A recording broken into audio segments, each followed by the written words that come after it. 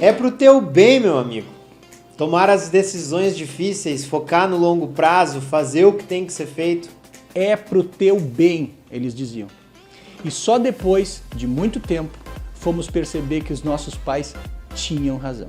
Será que tem alguma coisa que tu precisa fazer que é pro teu bem e que tu ainda não tá fazendo? Nós estamos aqui para te convencer a mudar isso. E te ajudar a conquistar, vencer, superar os obstáculos da vida. É pro teu bem. Vem com a gente que é pro teu bem.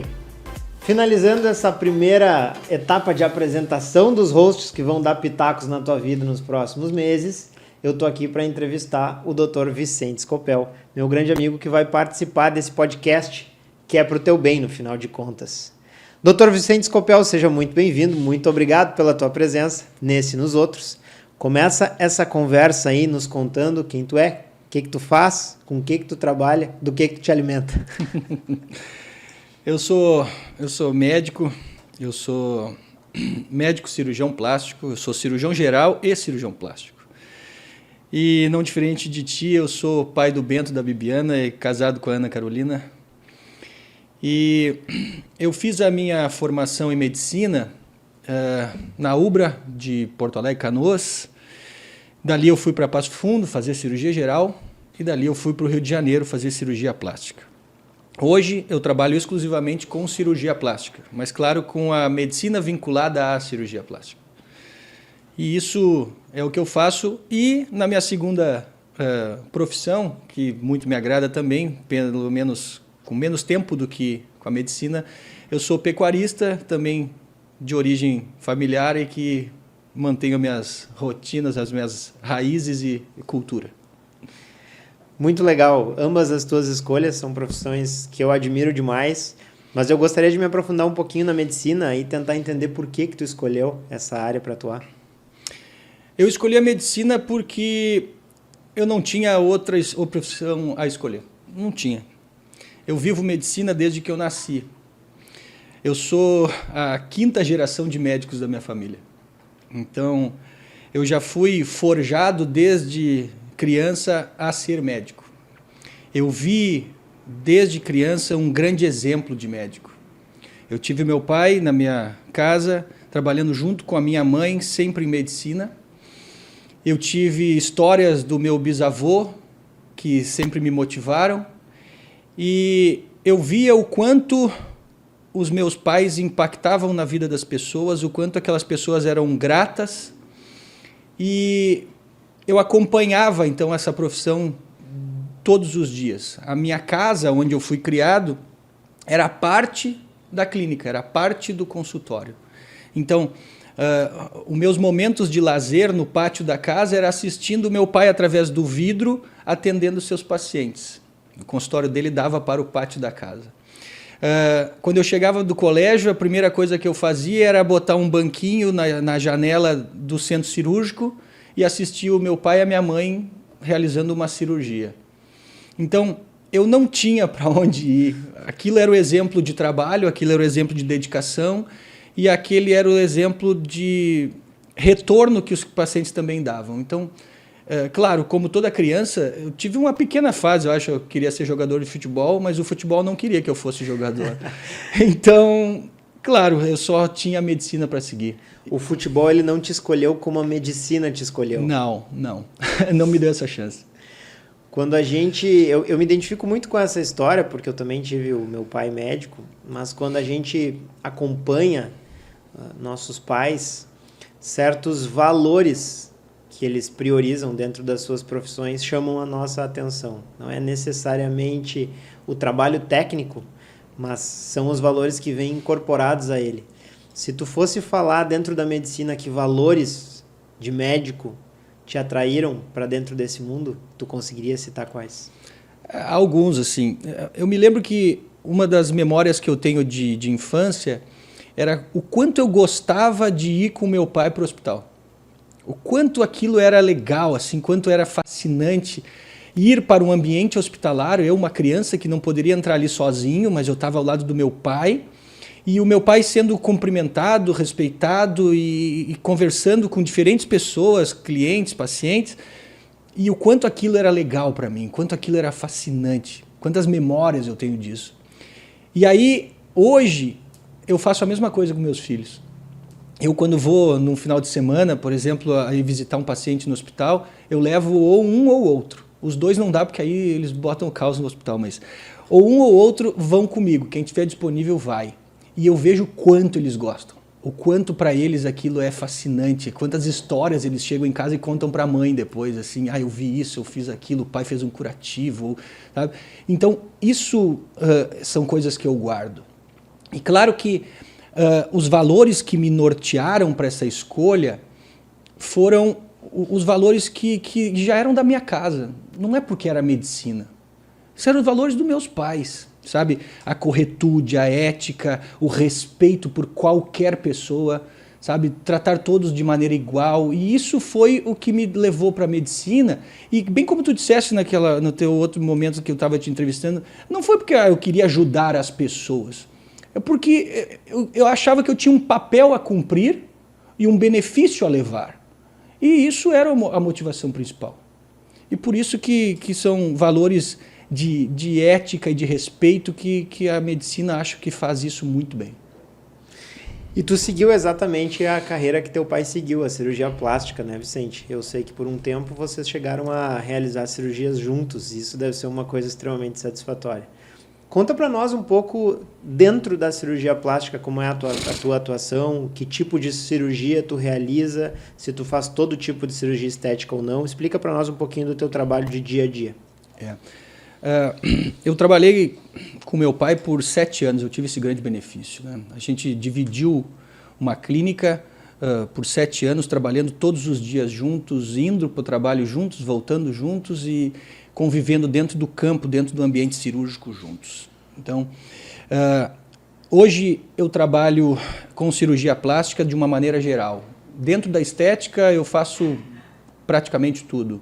Dentro da reparadora, eu me esforço para fazer cada vez mais. Então, eu trabalho nas duas áreas, estética e reparadora. Eu não enxergo uma separação entre elas. Eu acho que elas estão fortemente unidas. Toda estética é reparadora e toda reparadora tem que ter um fundo estético para manter esse paciente em normalidade em sociedade. Então, dentro disso, os pacientes no meu consultório privado me procuram para as duas coisas. E além do consultório privado, a gente ainda realiza tratamentos de reconstrução. Então, hoje a gente trabalha com SUS, então a gente faz reconstrução de face.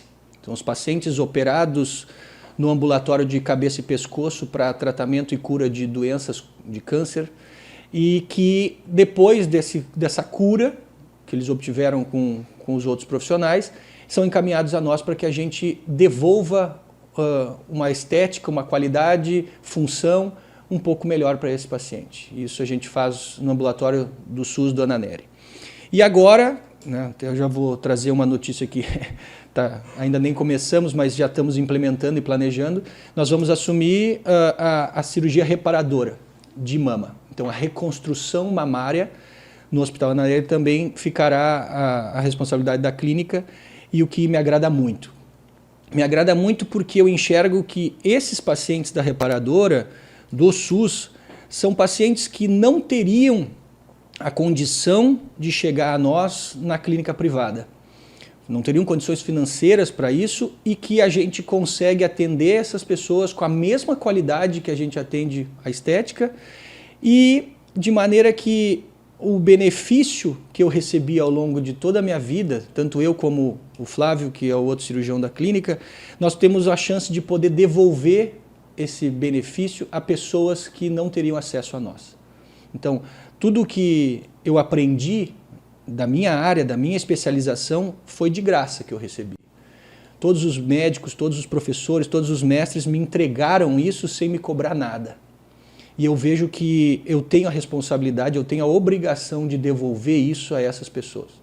A essas pessoas que não teriam acesso a nós, a gente tem que atender dessa maneira também, devolvendo um pouco do que a gente aprendeu.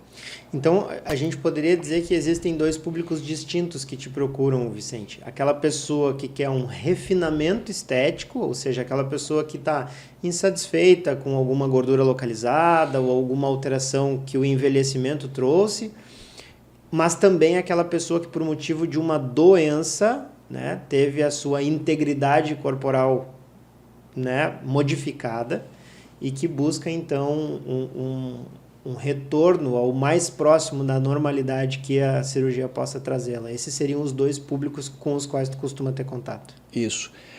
O que eu vejo da minha especialidade, tentando resumi-la, é que o ser humano ele tem um desejo principal.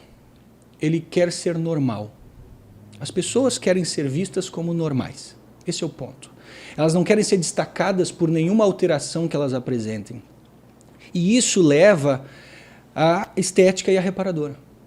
Então, um sujeito que passou por um trauma, que sofreu um acidente, que teve um câncer de mama, ou uma pessoa que, por uma doença congênita ou alguma malformação, não tem características de normalidade. Então, ela não se enxerga normal perante os seus, a sociedade onde ela convive. E esse é o desejo principal, ela quer ser incluída. Ela quer viver naquela sociedade sem ter estigmas. E a mesma coisa funciona com a estética. Aquela mulher que teve filhos, teve 3 filhos, amamentou, e aí por isso ela sofreu consequências dessa amamentação, dessa maternidade, as mamas cederam, caíram, se tornaram mais vazias. Ela gostaria de ter uma mama bem posicionada, uma mama esteticamente bonita, que ela pudesse voltar ao convívio social sem ser analisada, sem ser vista e reparada, como se tivesse alguma sequela daquela gestação. Então, esse é o ponto principal, é a gente devolver ao ser humano a sensação de normalidade. Fica bem claro, te ouvindo falar, a noção que tu tem que ter no teu trabalho do que é o estético, do que é o normal estético, do que é o aprimoramento estético. O teu trabalho, ele lida com a imagem corporal. Mas eu te acompanho na rede social e eu observo que uma boa parte das tuas postagens, uma boa parte daquilo que tu comunica, faz menção também ao estilo de vida que as pessoas levam. E claro que a gente consegue fazer um link breve da composição corporal com o estético, com o estilo de vida, mas por que é importante isso para um cirurgião plástico, Vicente? Por que que tu bate tanto na tecla da modificação do estilo de vida? Por que que tu quer provocar essa mudança naqueles que são teus pacientes e te seguem, ou naqueles que poderão vir a ser teus pacientes? Isso eu acho que faz muita ligação com a maneira com que eu enxergo a cirurgia plástica. Eu imagino que assim, eu enxergo a cirurgia plástica de maneira muito própria e ligada aos valores que eu recebi. Eu tive o grande benefício de ter um pai cirurgião plástico e de ter uma história de médicos na minha família. A medicina e a cirurgia plástica, então, para nós, ela nunca foi ligada ao glamour que a cirurgia plástica traria, ou ao dinheiro que a cirurgia plástica traria, ou algo assim. Ela sempre foi um meio de levar ao paciente qualidade de vida. Esse sempre foi o ponto. Então, eu não norteio as minhas cirurgias, eu não busco aperfeiçoamentos conforme a moda, conforme a cirurgia do momento, conforme o que os pacientes para hoje estão desejando, eu vou fazer só aquilo. Não é assim que eu enxergo a cirurgia plástica. A cirurgia plástica eu enxergo que ela tem que dar normalidade ao paciente e beleza. Essa beleza, claro, é muito subjetiva. E de maneira que a cirurgia plástica vai chegar somente como um acabamento para essa pessoa. Ela não pode ser o único ponto em que ela mudou da sua vida. Se essa pessoa tem péssimos hábitos alimentares, não faz nenhum exercício físico, dorme mal, não se cuida, usa drogas, usa tudo, a cirurgia plástica não vai corrigir, não vai externar, não vai deixar externamente essa pessoa bonita, porque isso não dura, porque isso não se sustenta. A base é muito frágil e aí não fica. Por essa maneira, eu faço com que meus pacientes compreendam desde a primeira consulta, e aí veio as redes sociais para já começar a atingir esse paciente antes da primeira consulta, de que se ele não está com esse foco, se essa paciente não tem esse foco de melhoria de qualidade de vida, ela nem venha buscar uma cirurgia plástica. Porque a cirurgia plástica é o final, é o último passo, é onde eu entrarei para contribuir para aquela mudança de vida. Porque se ela não fizer nada disso antes, não vai haver uma mudança de vida. E aquilo que for feito externamente não vai refletir nada do que tem dentro. Por isso é que eu enxergo que a paciente precisa modificar muitos fatores antes de chegar para uma cirurgia. Tanto para que aquela cirurgia seja eficaz, funcione, e tanto que essa cirurgia se sustente.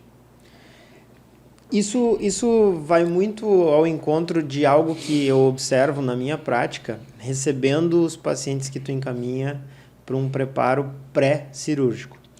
E o que eu reparo é que tu tem critérios muito rígidos para te aceitar fazer o procedimento em primeiro lugar. Critérios que eu não costumo observar em outros colegas teus, né? Que tem, digamos assim, critérios mais frouxos para fazer com que o paciente seja submetido ao procedimento cirúrgico.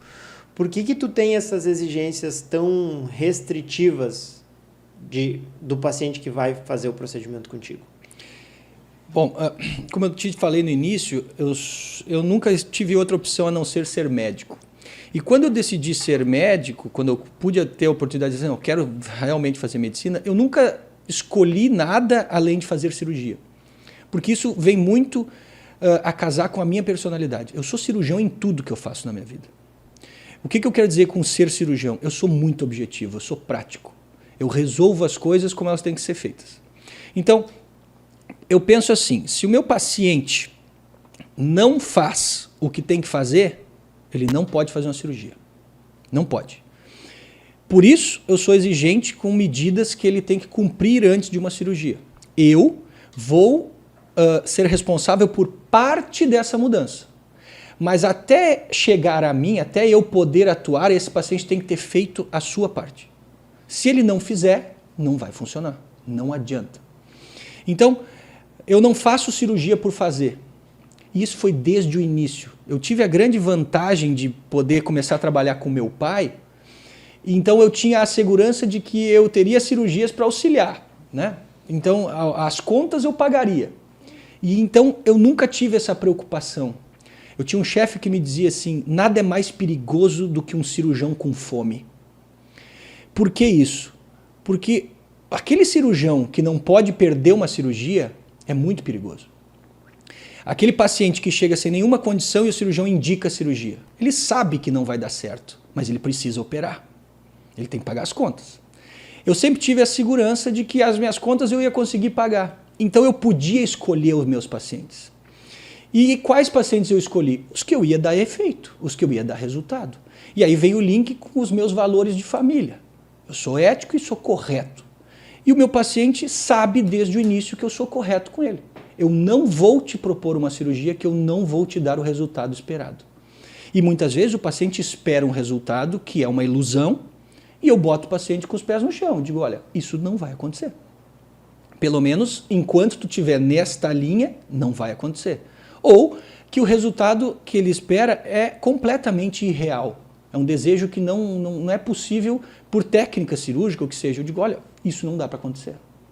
Então, eu tenho o benefício de poder escolher os meus pacientes. E é exatamente isso. O paciente me escolhe e eu escolho o meu paciente. Então, tem médico para todo tipo de paciente. Aquele paciente que eu não aceitei fazer, vai encontrar, se não se conscientizar de que aquilo precisa mudar, vai encontrar algum cirurgião que faça. Isso é o que mais tem. Mas o paciente que vem a mim, eu sempre digo, eu garanto o teu resultado. Porque na maneira que tu chegar naquele ponto que eu estou dizendo que tu tem que chegar, o teu resultado vai acontecer. Tecnicamente, eu consigo te oferecer esse resultado. Então, vem até aqui e eu vou até aqui. Aí pronto, o teu resultado chega. E essa é algo que pode ser levado para qualquer área da medicina, né? Um resultado de um tratamento é sempre uma conjunção de fatores. É uma união de esforços entre o paciente e o médico que ele escolheu para ser o companheiro dele de jornada. Vicente, para que a gente possa fechar nosso podcast de apresentação e começar as entrevistas, eu gostaria que tu contasse para nós qual a mudança que tu quer provocar no mundo a partir do teu trabalho. Pode ser o teu trabalho como cirurgião, pode ser esse novo trabalho aqui de informação das pessoas que a gente está adquirindo, mas qual é a tua ambição, qual é a devolução que tu quer fazer para o mundo antes de partir? Primeiro, meu primeiro papel aqui é criar meus filhos. É isso. Eu sou, acima de qualquer coisa, pai de família. E então, o meu papel principal na vida é ser pai e ser um bom marido. Então, é a minha casa. É ali que eu começo organizando a minha vida. Dali para frente, eu vou para o meu consultório. Ok. Eu imagino que existem algumas coisas que têm que ser modificadas. Uma é a maneira com que a minha especialidade é enxergada. Eu não concordo com a maneira como ela é enxergada. Vamos lá, eu vou te explicar o porquê. Assim. Entre os médicos, muitas vezes eu me senti menos importante dentro da medicina perante colegas de especialidades muito mais críticas. Por exemplo, teu caso, por exemplo, um neurocirurgião, um cirurgião cardíaco, um cirurgião digestivo. E aí, tu faz cirurgia plástica? Faço cirurgia plástica. Tu só faz peitinho, só faz isso aqui. Isso eu ouço todo dia, né? E o primeiro ato que eu gostaria de modificar é exatamente a maneira como a minha especialidade é enxergada. Nada é mais nobre do que tu devolver a um ser humano o amor próprio. Nada é mais pesado para uma pessoa do que ela se gostar, do que ela acreditar em si, do que ela se ver, se enxergar no espelho e dizer: eu me gosto, eu estou feliz assim comigo, ou eu melhorei. Isso é muito pesado. Esse impacto que a minha profissão causa na vida de uma pessoa, seja uma cirurgia reparadora, seja uma cirurgia estética, porque as duas andam juntas. Então, isso é o que eu gostaria de deixar, pelo menos pelos meus pacientes. E segundo, é que a minha especialidade seja enxergada de maneira melhor pela população geral e pelos próprios cirurgiões plásticos. Esses cirurgiões plásticos entendam o poder que eles têm em suas mãos, que eles não podem vender uma ilusão e que sim, eles podem vender coisas maravilhosas para os seus pacientes, entregar coisas maravilhosas para os seus pacientes, mas sempre com ética e corretude. Pensando assim, realmente essa pessoa precisa disso? Realmente isso vai trazer um benefício para ela ou só para mim? Isso é o mais importante que eu vejo. Então, se eu pudesse deixar alguma coisa, seria a maneira como isso é visto, sabe? E a culpa da maneira como as pessoas enxergam a cirurgia plástica hoje, de maneira leiga, é dos cirurgiões plásticos. Eles produzem esse efeito de tornar aquilo como um procedimento cosmético simples. Não é trocar a cor do cabelo. É uma cirurgia. Isso é muito importante. Isso tem riscos, isso tem consequências, isso tem reparos. O professor Pitangui dizia uma coisa que para mim marcou demais. Assim. A moda passa, mas as cicatrizes ficam. Isso significa que os cirurgiões que hoje vendem só o que está em voga, só o que vai vender, porque as mídias entregam, eles não estão pensando ou preocupados que esses pacientes vão ficar com essas cicatrizes, com essas sequelas lá na frente. Oferecer para os clientes o que é real, oferecer para os clientes o que realmente traz benefício. E isso que eu gostaria de deixar de mensagem. Assim. Tu trouxe uma mensagem muito importante, que é a grande diferença que existe entre viver e sobreviver. E sobreviver simplesmente não é o bastante. Foi também a frustração que eu senti ao trabalhar exclusivamente dentro da UTI, porque eu só tinha a oportunidade de ver os meus pacientes sobreviverem, mas nunca retomarem a sua vida normal. A vida normal ela é uma construção que passa pela busca da vitalidade, de uma imagem corporal que nos satisfaça, de uma autoestima e de uma qualidade de vida que faça com que estar vivo seja algo prazeroso e não um peso. Fantástica a tua mensagem, eu te agradeço imensamente. A gente finaliza esse podcast de apresentações para que vocês se familiarizem conosco e tenham um pouquinho mais de intimidade com a gente, porque vocês vão passar a ter a nossa companhia de forma semanal, trazendo para vocês aqui uns pitacos para vocês utilizarem no seu dia a dia. Nosso objetivo é trazer convidados que venham a agregar algo para a tua vida, algo de benefício. O objetivo é esse, o nome do programa é esse, é para o teu bem. Nós dois aqui viemos trazer uma mensagem de que são coisas que muitas vezes doem, Mas essa dor transforma. E isso vai trazer um benefício para a tua vida e para a tua família. Até uma caminhada de 10 mil quilômetros começa no primeiro passo. Então vem com a gente.